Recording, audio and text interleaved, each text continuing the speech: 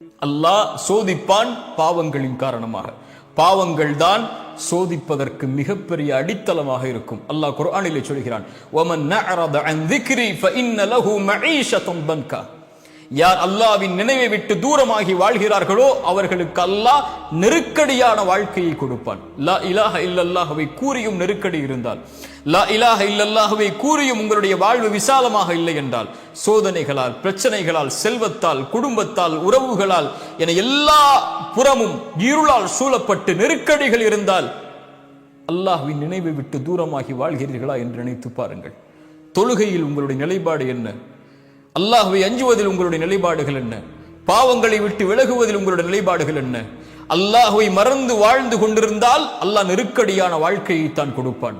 பதறி விடுவீர்கள் பாவங்களை கண்டால், பதறி விடுவீர்கள் அல்லாஹ் சோதித்தால், குழம்பி விடுவீர்கள் எங்கே செல்வது என்று தெரியாமல். இறை நம்பிக்கை கொண்டவராக இருந்தாலும் சோதிக்கப்பட்டால் மரணத்தை விரும்ப ஆரம்பித்து விடுவீர்கள், மரணத்தை நோக்கி செல்ல ஆரம்பித்து விடுவீர்கள். அல்லாஹ்வின் நினைவில்லாமல் இருந்தால் அல்லாஹ் சோதிப்பான், சுத்தப்படுத்துவான், நெருக்கமாக்குவான். மூன்றாவது அல்லாஹ் சோதிப்பதுடைய அடிப்படை அல்லாஹ் அந்தஸ்துகளை உயர்த்துவதற்காக. தூதர் முன்பின் பாவங்கள் மன்னிக்கப்பட்டவர்கள், ஆனால் அல்லாஹ் அவர்களை ஆரம்பம் முதல் இறுதி வரை சோதித்தான், மரணம் வரை சோதித்தான். ஏன்? அவர்களுடைய அந்தஸ்தை அல்லாஹ் உயர்த்துவதற்காக.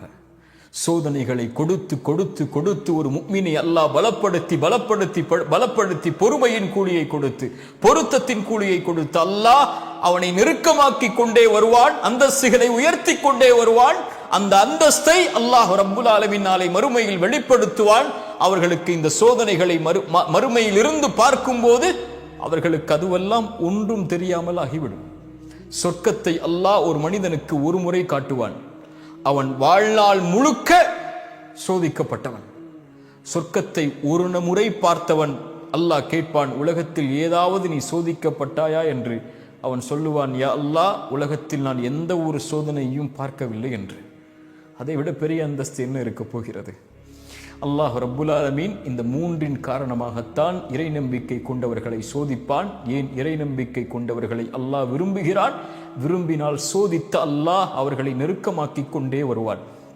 அல்லாஹுடைய தூதர் ஸல்லல்லாஹு அலைஹி வஸல்லம் ஒரு ஹதீஸில் சொன்னார்கள், அல்லாஹ் இறை நம்பிக்கை கொண்டவனுடைய எந்த ஒரு நன்மையையும் அல்லாஹ் வீணாக்குவதில்லை, அல்லாஹ் குறைப்பதில்லை. அவனுக்கு இந்த உலகிலும் நலவை அல்லாஹ் கொடுத்து விடுவான், மறுமையிலும் அல்லாஹ் கூலியை கொடுத்து விடுவான். அல்லாஹு அக்பர். உலகத்திலும் அவனுக்கு நலவு கண்டிப்பாக நிச்சயமாக அல்லாஹ் கொடுப்பான். அந்த நன்மைக்கு பகரமாக தீமையை மட்டும் அல்லாஹ் கொடுப்பதில்லை. அதுபோல் அல்லாஹ் மறுமையில் கூலியையும் கொடுத்து விடுவான். ஆனால் இறை மறுப்பாளராக வாழக்கூடிய காஃபிருக்கு அல்லாஹ் உணவளிக்கிறான், தண்ணீர் கொடுக்கிறான். அவர்கள் மாறு செய்தாலும் என்றால் அவர்களும் இந்த உலகத்திலே நலவு செய்கிறார்கள், அதனுடைய கூலியை அல்லாஹ் கொடுத்து முடித்து விடுவான். மறுமையில் அவர்களுக்கு கொடுப்பதற்கு கூலி இருக்காது. ஆனால் ஒரு முஃமினுக்கு மறுமையில் கூலி கொடுப்பதற்கு ஒரு வார்த்தை போதும், லா இலாஹ இல்லல்லாஹ்.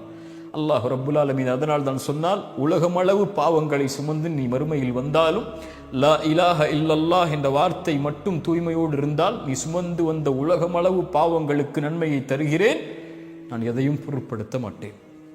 ஒரு முஃமினுடைய கண்ணியம் அல்லாஹ்விடத்திலே அவ்வளவு மேலானது. லா இலாஹ இல்லல்லாஹ்வின் வார்த்தையின் கண்ணியம் அல்லாஹ்விடத்திலே அவ்வளவு உயர்ந்தது. அதனால் தான் அல்லாஹுடைய தூதர் ஸல்லல்லாஹு அலைஹி வஸல்லம் அவர்கள் சொன்னார்கள், யாரை அல்லாஹ் நேசிக்கிறானோ அவர்களை அல்லாஹ் சோதிப்பான், அல்லாஹ் சோதிப்பான். பொருந்திக் கொள்பவர்களை அல்லாஹ் பொருந்திக் கொள்வான். அல்லாஹ் ரப்புல் ஆலமீன் எம் சோதனைகளில் எம்மை உறுதிப்படுத்தட்டும். அல்லாஹ் எம்மை சோதிப்பதன் மூலமாக எம்மை அவனிடத்தில் நெருக்கமாக்கி அல்லாஹ் எம்மை நேசிக்கட்டும்.